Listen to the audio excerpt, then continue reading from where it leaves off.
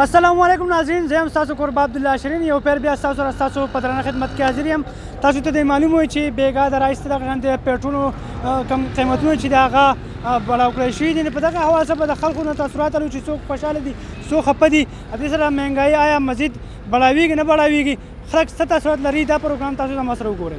پېټرول نور ګران شو که نه؟ څه ویل غواړئ؟ ټیکسي والا ما دا ګاډه چلومه او دغه دا اوس پېټرول ګران شوي دي. دا ګاډه موږ له واره نه کوي، مزدوري کومه لکه سر په سر لانجه ده.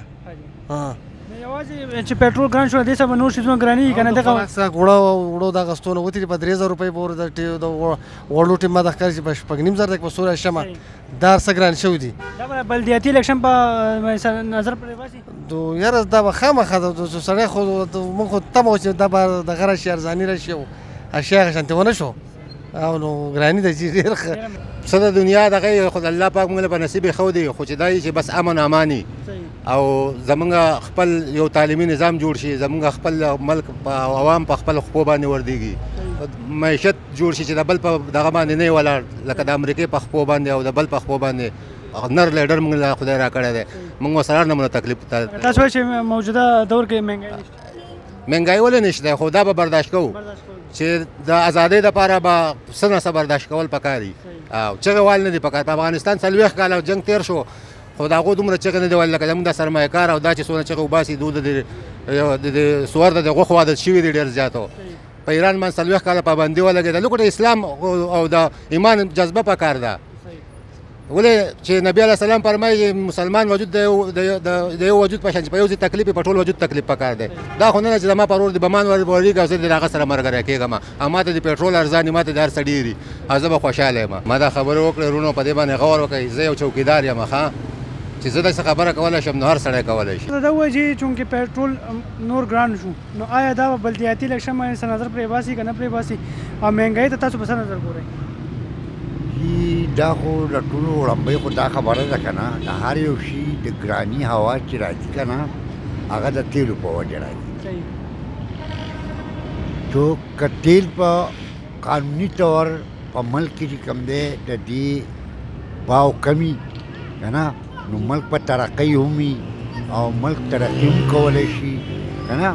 خو که جو کې لکه تیل ګران شي که نه تیلو سره هر یو شی چې کوم دی نه هغه ګرانېږي که نه.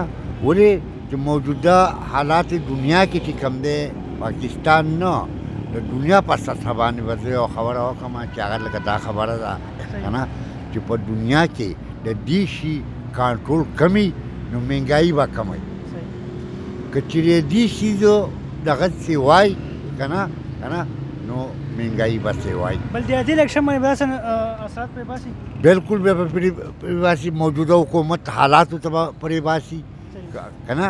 کوم چې موجوده حکومت دی که نه نو په دې باندې لکه اثر پرې باسي. ولې چې دا خلک دا خبره کوي که نه سیاسي په لیول باندې هم دا خبره کوي، په قانوني طور هم دا خبره کوي که نه چې تیل ارزاني نو هر شی به لکه ارزاني، چې تیل ګراني هر شی به ګراني.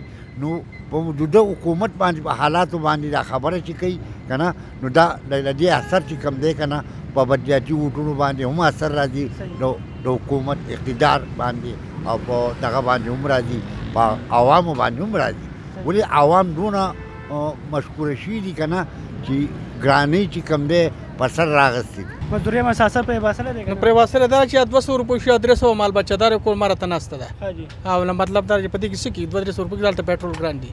که یو ځای ته موږ په 100 روپۍ تلو مطلب دا اوس هغه 1.5 روپۍ ته څوک پیسې ورکوي؟ شته نه پیسې که نه.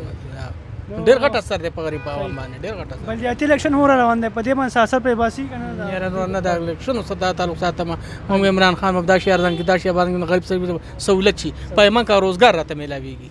اخبار رزق پورې حیران یو. क्या तासुरात है, क्या कहेंगे पेट्रोल की कीमतें एक बार फिर जो है मज़ीद बढ़ गई है? जी बिस्मिल्लाहिर्रहमानिर्रहीम। सबसे पहली बात तो ये है कि पेट्रोल और भी महंगी हो गई, इससे मुल्क की और हालत भी ख़राब होती जा रही है और बेरोज़गारी बढ़ती जा रही है। हुकूमत को चाहिए कि कुछ न कुछ कीजिए आवाम के हक़ के लिए। ये तो सिर्फ पेट्रोल नहीं है क्योंकि उसकी ज़्यादा महंगी हो जाए, इससे और चीज़ों पर भी असरात पड़ती जा रही है। तो लिहाजा हम आवाम ये गुजारिश करते हैं हुकूमत से कि आवाम के लिए कुछ न कुछ अच्छी की जाए। پټرول خو نن سبا ډېر زیات ګران دي خو که موږ سوچ وکړو نو په ټولو ملکونو کې مهنګایي ده یوازې پاکستان کې نه ده بل ورځ تر ورځه هر څه ګرانېږي که نه د هغې مطلب دا دی چې آبادي زیاتېږي موږ عمران خان ته ګناه نه شو کولی ټول خلک وایي چې عمران خان هر څه خراب کړي خو دا مطلب دا نه دی چې عمران خان دغه کړي که موږ سوچ وکړو پټرول ګرانېږي خو دومره آبادي سیوا کېږي دومره ورسره نور زموږ کاروبارونه ښه کېږي نو که نن سبا موږ سوچ وکړو خلک وایي چې مهنګایي راله خو مهنګایي د دې وجې نه راله چې ملک قرضدار یو پای کې موږ عمران خان ته ګناه ټول خلک ګناه کوي که تاسو دلته ودرېږئ هر سړی به وایي چې دا عمران خان دا زیات کړو خو د دې وجه عمران خان ته هېڅ ګناه هم نشته او موږ دا یو ریکویسټ کوو خپل وزیر اعلی محمود خان صاحب ته مراد سعید صاحب ته شوکت لالا ته چې هغوی دې مهرباني وکړي دا پټرول مهنګایي دې لږه کمه کړي زموږ پارټي چې دغه به دې سره ښه مضبوطه شي او را روان الیکشن دی کیدای شي که جی بالکل اثر پرې باسي زموږ خپلو مشرانو ته شکست لکه یاره انشاءالله تعالی شکست نشي ورکولی خو چې دوی په کوم لیډ سره مخکې وتي دي هغه لیډ سره دوی وتل غواړي نو لږ د مهنګایي کنټرول کړي او پټرول او ډیزل یې ارزان کړي